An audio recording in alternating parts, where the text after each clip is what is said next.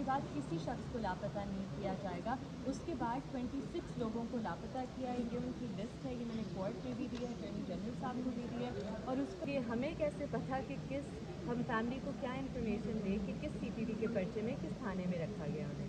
2.5 years کی سماعت میں ہم نے یہ بات کی ہے کہ ہم انسرجنسی کو سپورٹ کرتے ہیں, یا کسی فیملی نے یہ بات کی ہے کہ ہم انسرجنسی کو سپورٹ کرتے ہیں. مسنگ پرسنس کی ایشو کو انسرجنسی کے ساتھ جوڑنا ریاست کی جو اصل شکل ہے وہ پوری دنیا کے سامنے بے نقاب کر رہی ہے. کتنے مسنگ پرسنس سامنے آئے ہیں, اس حوالے سے پیش کیے گئے ہیں اور کیا پیش رفت ہوئی ہے؟ ہم نے 2022 کے حوالے سے ایک لسٹ دی تھی 68 کی. اس میں سے کافی لوگ ریکور ہو چکے ہیں, لیکن ہماری فائنڈنگز کے مطابق ابھی 9 لوگ ابھی تک لاپتہ ہیں. اٹارنی جنرل صاحب نے 8 کا فگر دیا ہے عدالت میں نے اسے ڈسپیوٹ کیا ہے.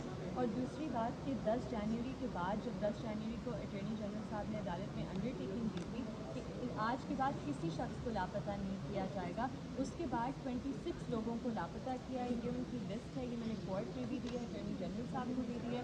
اور اس پر آج انہوں نے ہمیں کچھ فائنڈنگز دی ہیں کہ اپیرنٹلی اس میں سے 9 لوگ سی ٹی ڈی کی کسٹڈی میں ہیں. اور ہم نے ان سے ریکویسٹ کی ہے کہ ہمیں سی ٹی ڈی کے ایف آئی آر کی ڈیٹیلز پرووائڈ کریں, کیونکہ ہمیں کیسے پتہ کہ ہم فیملی کو کیا انفارمیشن دیں کہ کس سی ٹی ڈی کے پرچے میں کس تھانے میں رکھا گیا انہیں. اچھا, کتنی سماعتوں کے بعد وزیر اعظم آئے ہیں اور کیا آپ مطمئن ہیں ان کے جواب سے کہ اتنے افراد کو جو آج رپورٹ جمع کروائی ہے, اتنے بندے ہم نے بازیاب کروائے ہیں اس سے؟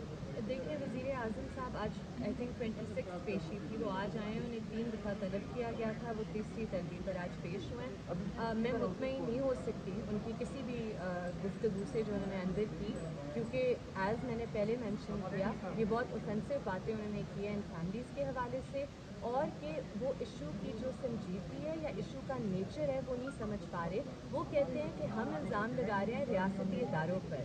اس میں 2 باتیں ہیں. سب سے پہلے کہ جبری گمشدگیوں کی جو پوری تاریخ ہے دنیا میں وہ ریاست پر ہی الزام لگتا ہے, وہ نیچر آف اوفینس ایسا ہے.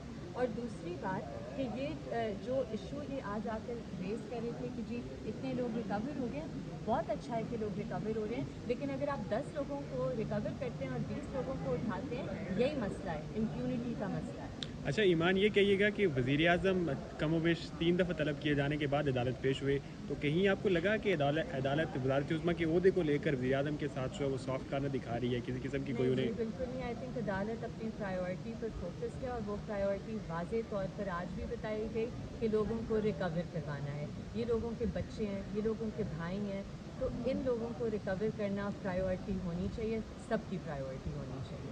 بہت شکریہ. عدالت وزارت عظمیٰ کے عہدے کو لے کر وزیر اعظم کے ساتھ جو ہے وہ سافٹ کارنر دکھا رہی ہے, کسی قسم کی کوئی نہیں جی انہیں؟ بالکل نہیں. آئی تھنک عدالت اپنی پرائیورٹی پر فوکسڈ ہے, اور وہ پرائیورٹی واضح طور پر آج بھی بتائی گئی کہ لوگوں کو ریکور کروانا ہے. یہ لوگوں کے بچے ہیں, یہ لوگوں کے بھائی ہیں, تو ان لوگوں کو ریکور کرنا پرائیورٹی ہونی چاہیے, سب کی پرائیورٹی ہونی چاہیے. بہت شکریہ.